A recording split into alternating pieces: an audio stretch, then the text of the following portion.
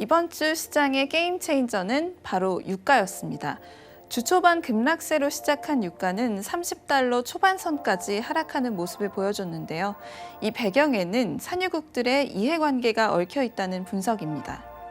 정확히는 세계 2, 3위 산유국인 사우디아라비아와 러시아 간의 갈등이었다는데요. 지난주 사우디아라비아를 주축으로 한 오펙 플러스는 추가 감산에 있어 러시아의 지지를 이끌어내는데 실패했습니다.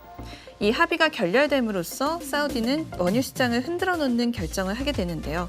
그날 이후 급락을 시작한 유가는 30달러 초반선까지 하락했습니다.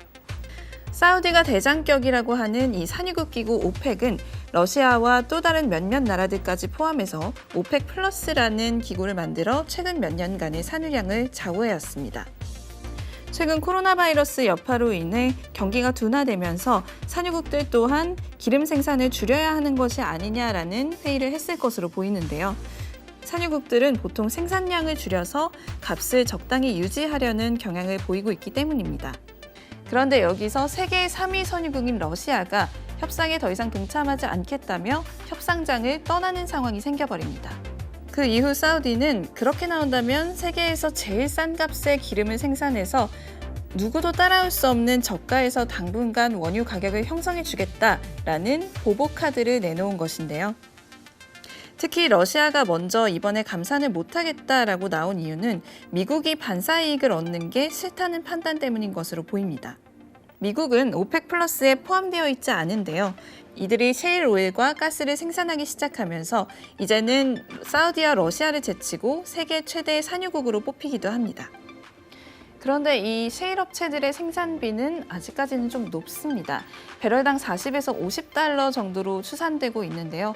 그러니까 국제유가가 이것보다 지속적으로 낮게 유지가 된다면 셰일 업체 입장에서는 타격이 좀 크겠죠. 그렇다면 그 이후 러시아의 입장은 어떨까요? 로이터에 따르면 오펙은 하루 1,500만 배럴의 감산을 제안했다고 합니다. 즉 러시아는 추가적으로 하루 30만 배럴을 감산해달라는 제안을 받았다고 하는데요. 러시아 에너지부 장관인 파벨 소로키는 현재 수요가 얼마나 급격히 떨어지고 있는지에 대해 모두가 이해하기 전까지는 자신들이 감산을 할 이유가 없다고 말했다고 합니다. 현재 코로나19로 인해 수요의 바닥이 어디까지인지에 대한 확신도 없는 상황에서 계속해서 수요가 하락하고 있는 상황과 싸우기에는 역부족이라는 것이죠.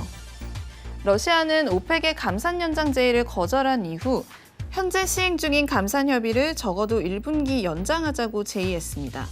이는 앞에서 언급했듯 코로나 바이러스의 여파로 인해서 실질적인 타격이 드러나는 상황을 우려했기 때문인데요. 하지만 이번에는 오펙 측이 거절했습니다. 즉 4월 1일부터는 오펙 플러스의 모든 산유국들이 자유롭게 생산량을 조절할 수 있는 것이죠. 소로킨 장관은 우리는 시장 상황을 예측 가능한 것으로 본다라는 코멘트를 냈다고 하는데요.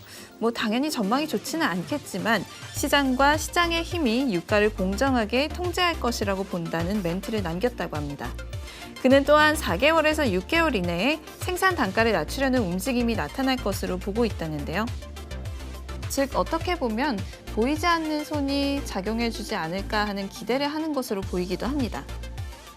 이번 합의 결렬로 인해 유가 전쟁이 다시 시작되는 것은 아니냐라는 우려가 불거지고 있지만 소로키는 러시아는 유가 전쟁에 참전하지 않았다라고 말했다고 하는데요. 그는 상황이 커진다면 러시아는 언제든지 오펙과 다시 대화할 준비가 되어 있다고 말했습니다. 모든 소통 채널은 열려 있지만 우리가 언제 다시 만날지는 예측할 수 없다며 이 부분은 우리 파트너들, 즉 오펙에게 달려 있다며 공을 넘기는 모양새입니다. 사실 글로벌 경제가 코로나19의 여파에 신음하고 있는 현재 유가마저 급락하면서 시장은 공포에 빠지는 모습입니다. 하지만 이 상황이 정말 두려워만 할 상황이냐라는 의견에 대해서 바론스지는 또 다른 의견을 내놨는데요. 바론스는 유가 전쟁을 두려워하지 말라라는 사설을 내놨습니다. 물론 원유 시장이 이번 주 큰 하락을 경험한 것은 사실이지만 유가가 하락하는 상황을 두려워하면서 투자를 멀리할 시기는 아니다라는 의견입니다. 여기에는 몇 가지 이유가 있는데요. 첫 번째 이유는 원유가 그저 모니터 속 숫자가 아니라 실물이라는 이유 때문입니다. 최근 중국 경기가 둔화되면서 글로벌 경제 또한 위태로워진 모습인데요. 사우디는 아시아 지역에 한해서 배럴당 4에서 6달러를 할인해 주기로 결정했다고 합니다. 중국의 정부와 정제소를 비롯한 다른 수입자들은 이 기회에 대량의 원유를 비축할 것이라는 추측이 나왔는데요. 향후 몇 달간 이어질 저유가로 인해 중국 쪽의 수요는 더욱 높아질 것이라는 분석입니다. 이로 인해서 궁극적으로 유가 자체가 부양될 것이라는 것이죠. 사실 이 부분은 애초부터 사우디가 노리고 있던 전략처럼도 보이는데요. 가격을 낮추고 수출량을 늘리고 또 중국을 비롯한 다른 소비국에게 팔아서 글로벌 수요 자체를 높이는 것이죠. 이는 수요가 높아지면 유가가 상승할 것이라는 다소 위험한 가정에 따른 접근이라고 합니다. 이 이론대로라면 5월 초면 높아진 수요가 수치상으로 보일 것이라는 가정인데요. 두 번째 이유는 현재의 유가 급락이 산유국 사이의 패권 전쟁으로 인한 결과물이라는 것입니다. 그 말인즉슨 수요 정점이나 대체 에너지 부상 또는 전기차 사용 증대와 같은 장기적으로 유가의 가치가 하락하는 상황 때문은 아니라는 것이죠. 많은 수의 고객이 어떤 서비스나 제품을 원하는 시점의 수요를 뜻하는 최고 수요는 어떤 부문에서는 사실로 증명됐습니다. 하지만 2020년 초 수요의 최고 정점이 아니었던 시기 브렌트유가 60달러 선에서 움직였던 상황을 생각했을 때 현재 유가에는 그 같은 이론은 적용되지 않는다는 분석입니다. 코로나 바이러스 관련 우려는 모든 섹터에 영향을 미치고 있지만 원유는 이 상황에 면역력이 그다지 없다는 분석인데요. 러시아는 오펙 플러스에서 사우디의 제안에 효과적으로 비토를 행사하며 방해를 하기 시작하게 된 것이다 라는 것이죠. 사실 러시아와 오펙 간의 이 균열은 새로운 것은 아닙니다. 2019년 여름에 빈에서 열린 오펙 플러스 미팅에서 이란과 러시아가 갈등을 빚은 이력이 있고요.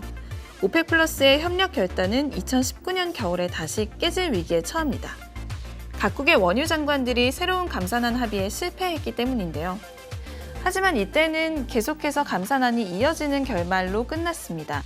사우디가 러시아에 관대한 예외를 주었기 때문이다라는 외신의 보도가 나왔는데요. 하지만 러시아가 비토를 행사한 이 상황에서 사우디가 중국에게 준 파격적인 할인 옵션은 러시아의 비토에 대한 적대적 리액션이라고 합니다. 즉, 가격 전쟁의 서막이라는 의견이 나올 수밖에 없는 것이죠. 유가의 등락은 개개인에게도 많은 영향을 끼칩니다.